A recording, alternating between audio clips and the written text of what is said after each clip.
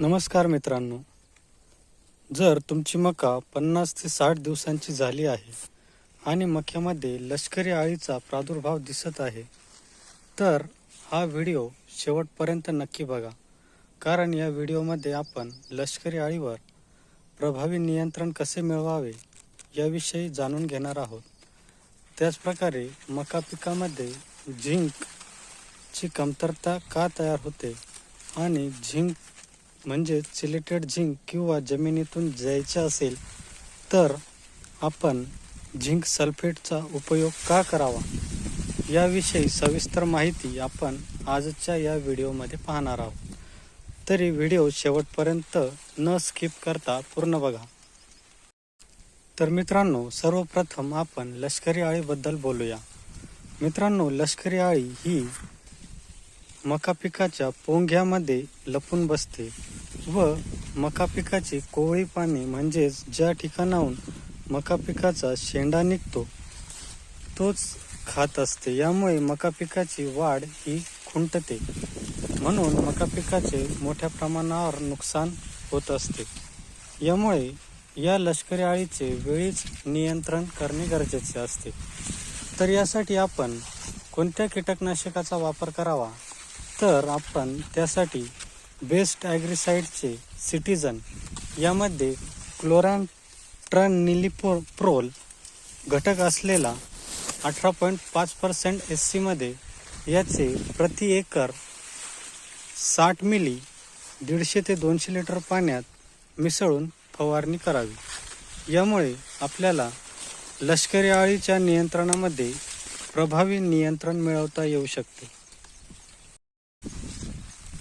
लष्करी अळीच्या नियंत्रणासाठी फवारणी करत असताना शक्यतो सकाळच्या वेळेस किंवा संध्याकाळच्या वेळेस फवारणी करावी आणि फवारणी करत असताना औषध पोंग्यामध्ये व्यवस्थित जाईल अशा प्रकारे फवारणी करावी, जेणेकरून लष्करी अळीचे 100% नियंत्रण आपल्याला करता येईल.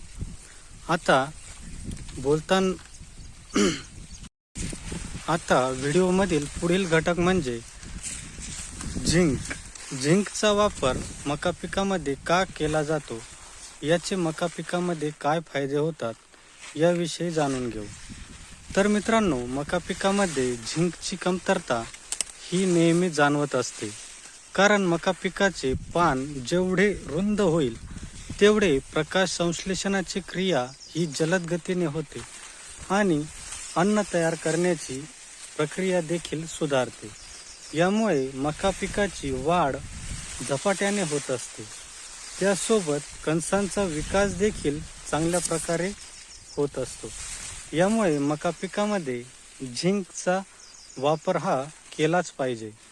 मित्रांनो, झिंकचा वापर करत असताना त्याचे प्रमाण कसे घ्यावे आणि फवारणी करत असताना शक्यतो चिलेटेड झिंकचाच वापर करावा. त्याचे प्रमाण घेत असताना आपण प्रति 15 लिटर पंपासाठी 15 ग्रॅम ते 20 ग्रॅम इतके प्रमाण घ्यावे.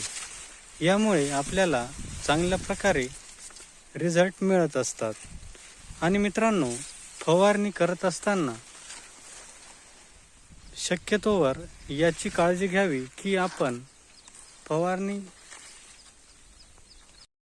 अशा प्रकारे जर आपण फवारणीचे नियोजन केले तर 100% आपण मका पिकावरील लष्करी अळीचे त्यासोबत मका पिकातील झिंकची कमतरता दूर करू शकतो.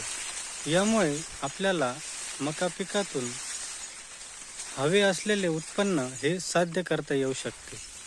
धन्यवाद मित्रांनो. माहिती आवडली असल्यास इतर शेतकरी मित्रांमध्ये शेअर करा व व्हिडिओज लाईक तसेच चॅनलला सबस्क्राईब करण्यास विसरू नका. धन्यवाद.